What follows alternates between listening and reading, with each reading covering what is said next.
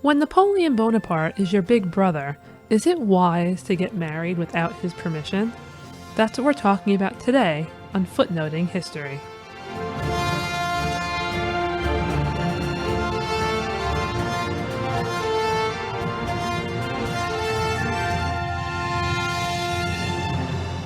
Hey everyone, Christine here.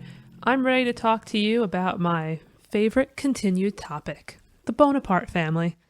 This time we're talking about Bonapartes in America, when one young member of the family went to the United States and had a little bit too much fun. Fun, it must be pointed out, that was not approved by the most powerful member of the family, Napoleon. The year is 1803. In France, Napoleon Bonaparte is nearing the peak of his power and is basically ruling the country, though he's not yet made the leap to become emperor. Westward, across the Atlantic Ocean, the United States is a newly minted country. Both France and the US have recently experienced revolutions. It's been less than 30 years both since France had Louis XVI and Marie Antoinette on the throne, and the United States was a collection of British colonies. As France is on the verge of becoming an empire, the United States is still trying to figure out what exactly it wants to be. Is it going to copy the ideals of the European courts?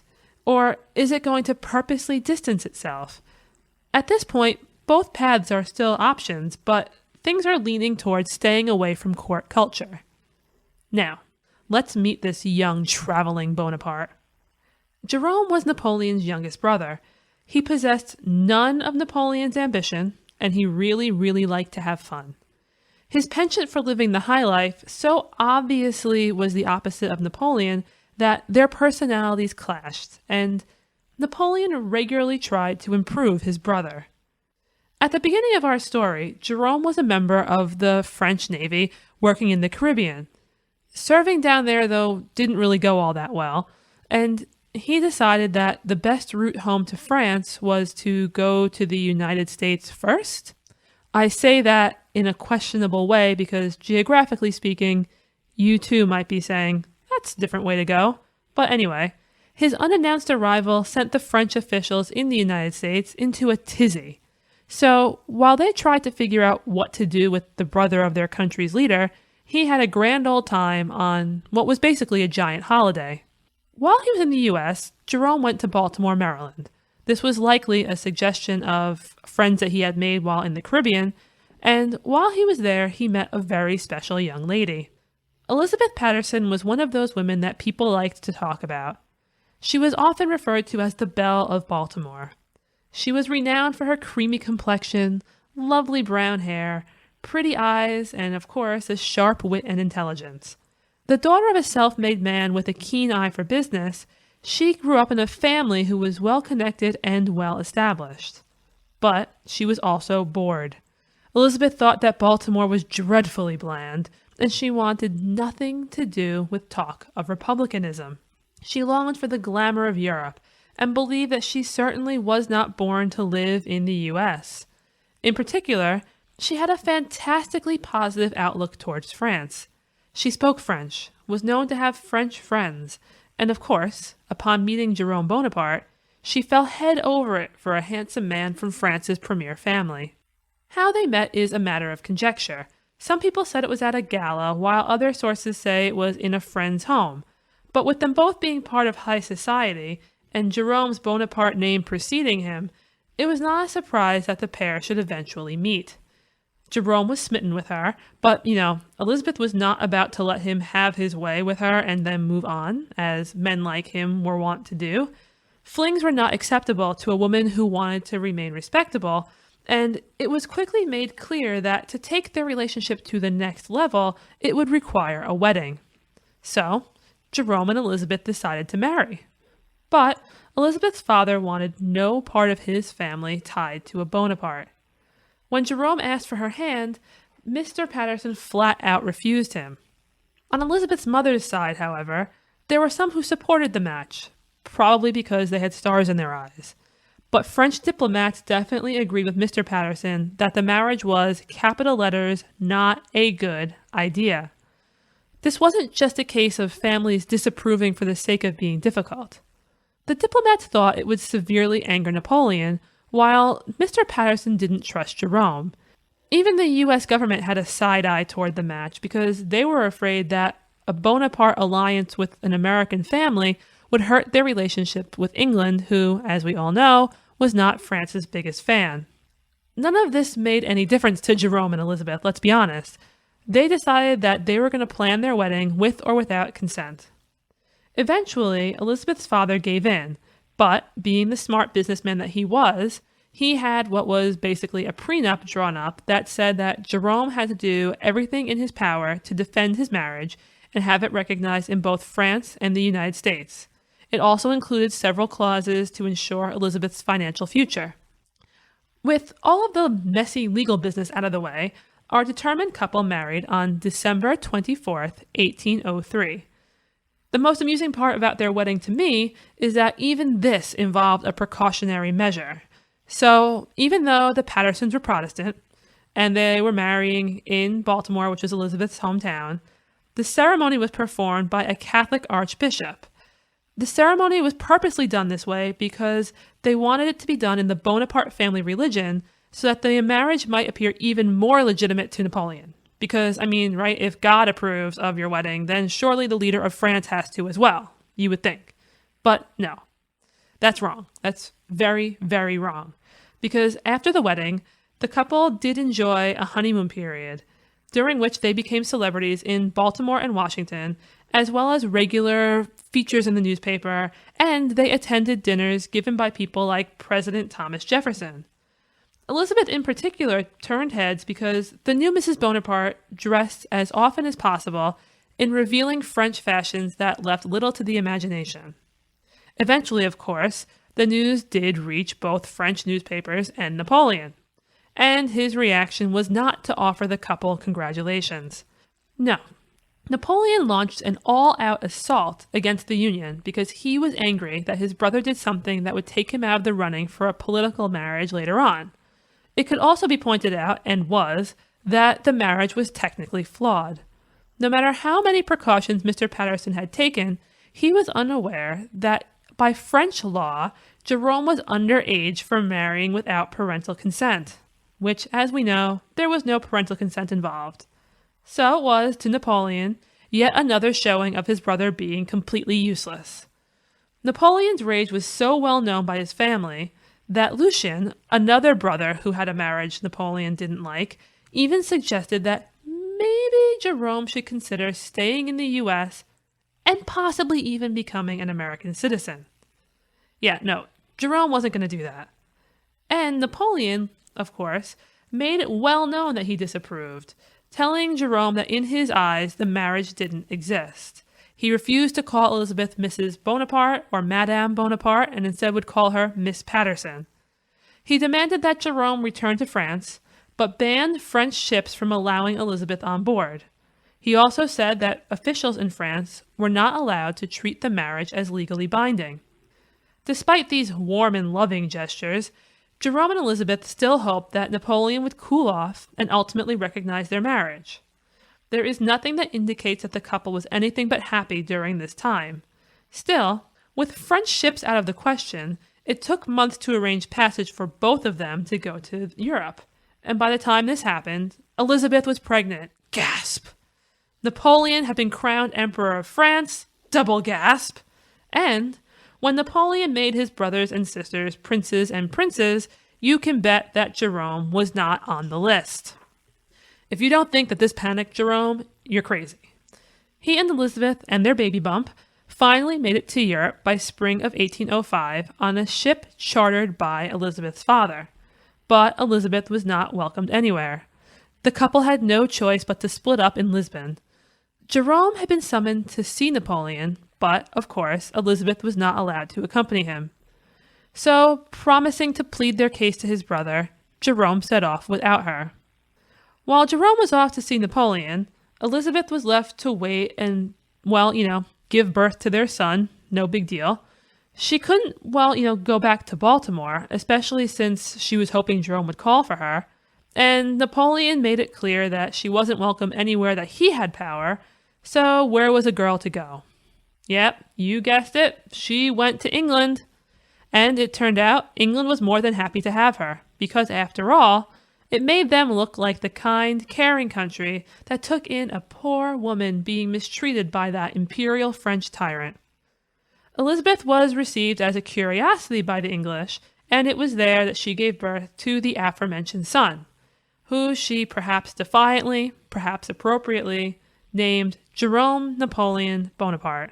He grew up being called Beau, but, his name was still Jerome Napoleon, and to make things clearer, we'll stick with Beau from here on. I'd really like to tell you that Jerome met up with Napoleon, they had a heart-to-heart, and Elizabeth and little Beau were welcomed. But that is not even close to what happened. Jerome and Napoleon's reunion is another one of those conversations that I wish I had witnessed, because we'll never really know what was said between them, but we do know this. Napoleon threatened to cut him off, and Jerome capitulated. Elizabeth and Jerome would never live together again. He wrote to her, declaring his love, but, letters took a long time to reach places. And Elizabeth, who was feeling abandoned while she was living in England with an infant son, returned to Baltimore. So while Jerome was writing letters to Elizabeth, but not actually going to see her, he was reinstated in the French Navy. If that didn't put a nail in the coffin of their marriage, what happened next did. Napoleon tried to get the Pope to annul the union. All right, but the Pope said no. When the Pope said no, the Emperor forced the French ecclesiastical courts into declaring it void, once again making Jerome a single man. Soon after this, he was made King of Westphalia, a Germanic country created by Napoleon. He was then married to a noble-blooded woman named Catherine. American newspapers would regularly refer to Jerome as having 2 wives for the rest of his life. He never did become the stand-up person that Napoleon wanted him to be. He was an ineffectual leader who regularly cheated on Catherine, and when the Bonapartes' fortunes faded, he was not willing to give up living lavishly. But what of Elizabeth? It was all well and good for Napoleon to break them up in France, but in the United States the couple was still legally married. It wasn't until Jerome had already been remarried for several years that Elizabeth got a divorce from the state of Maryland, therefore removing all of Jerome's rights to any of her money and establishing herself as a free and independent woman. It might surprise you to know that publicly Elizabeth never really railed against Napoleon. In fact, she found him more reliable to deal with than Jerome. She even received a pension from Napoleon's government that was paid regularly to her until the empire toppled. This pension, some historians have argued, was one of the reasons that Congress tried to pass an amendment declaring that if you received titles, offices, or pensions from foreign powers, you had to forfeit your American citizenship. Elizabeth was a survivor, and she possessed all of the ambition that her husband lacked. She had many suitors, but she chose to never remarry or have very public affairs if she had any at all. As much as Napoleon's abdication eventually meant less money, it also meant more freedom, because the ban on her traveling to Europe was lifted. And of course, that meant that she did go there, spending large amounts of time surrounded by her dream culture, and, funnily enough, at one point, dining with the Duke of Wellington. That's right, the man who defeated Napoleon in 1815 at the Battle of Waterloo. Her goal became to give her son what she had not achieved for herself. She had him educated in Geneva, preparing him for what she hoped would one day be his place in the upper levels of European society, regardless of the fact that being a Bonaparte was now a dirty word. Eventually, Beau would meet his paternal family. The Bonapartes were residing in Rome because it was now illegal for them to live in France, and they had invited Elizabeth to visit ever since they heard that she and Beau were now in Europe. And eventually she did bring her son to meet them. Beau was able to get to know his grandmother and his great-uncle, as well as his Aunt Pauline, who was Jerome's sister. Gifts were given and assurances of affection were made, as the family swore that no one had ever hated them and it had all been an incident of politics. There was even talk at one point that Beau might marry one of his Bonaparte cousins, but that never came to fruition. Importantly, though, I know that there are two things that if I was listening, I would want to know. First, did Elizabeth and Jerome ever see each other again after they parted in Lisbon? Elizabeth would never leave behind a definitive account, but there was a story that circulated that said that while she was in Italy, she accidentally saw Jerome when they were both at the same gallery. Jerome was with other people, they did not speak to each other, but it would be the only time that they were even rumored to be in the same place after he left her to go beg Napoleon to accept their marriage, which we know did not go well. They would have contact through letter, but personal interaction never happened, and I've often wondered if that was good for Elizabeth or bad for Elizabeth, because how much closure could she have really had? Anyway, second, did Beau ever meet his father? Yes, he did. They had been in contact by letter, and he was invited to meet Jerome following his growing acquaintance with the rest of the family. When he did, he also met his stepmother and his half-siblings. Everybody treated him warmly, and he was accepted, but the lavish and unaffordable lifestyle that Jerome kept proved to Beau that he would never do as well there. The money would be gone, there was no place for him, and he much preferred the United States, where he could get ahead by his own doing instead of hoping for family ties to get through for him. Beau returned to Maryland, and he did get ahead.